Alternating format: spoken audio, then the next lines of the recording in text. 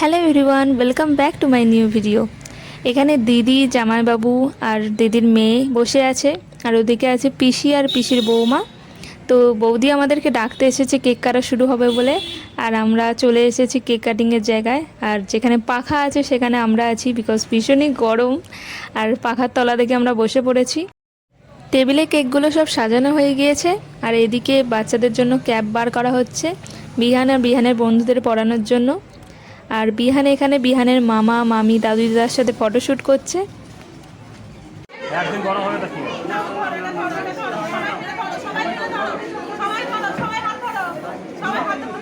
ও তো বলুন চলে আগে বলুন চলে আগে। হ্যাঁ কাটো।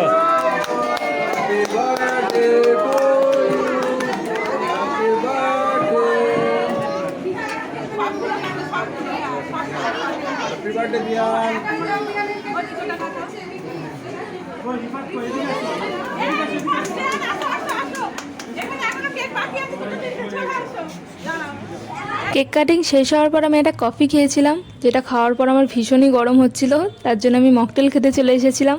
আর এখানে আমি একটা পুদিনা ফ্লেভারের মকটেল খেয়েছি, যেটা ভীষণই রিফ্রেশিং ছিল। রাত 10টা বেজে গিয়েছিল, আর দিদি জামাইবাবুরা বাড়ি চলে যাচ্ছিল, তো তাদের সি অফ করতে নিচে নেমেছিলাম।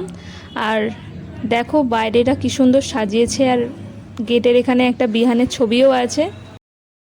সন্ধ্যে থেকে এত লাফালাফি করে বিহান পুরো ক্লান্ত, আর বিহান ওর বন্ধুর সাথে এখানে সব গিফটগুলো আনর্যাপ করছে। দেখো চারিদিকে শুধু গিফট ছড়িয়েছে। প্রায় রাত 11:30টার দিকে আমরা খেতে বসে পড়েছিলাম।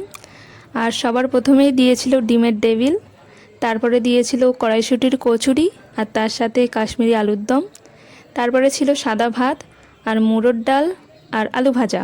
তো আমি মাছ খাই না একদমই, সেই জন্য মুড়োর ডাল নেইনি, শুধু আলু ভাজা নিয়েছি। আর তারপরে ছিল কাতলা মাছের কালিয়া, সেটাও আমি নেইনি। তারপরে ছিল মাটনের বদলে আমি নিয়েছি চিকেন, আর চিকেন আর ভাতই শুধু খেয়েছি।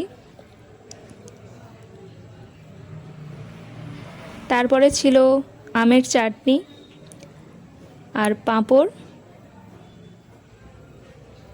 তারপরে ছিল রসগোল্লা আর আইসক্রিম। আমি মিষ্টি খাই না, তাই রসগোল্লা নেইনি, তাই উঠে পড়েছিলাম। আর আইসক্রিম খেয়ে আমরা বাড়ি চলে গিয়েছিলাম। তো আমার ভিডিওটা আজকে এখানেই শেষ, দেখা হচ্ছে আবার নতুন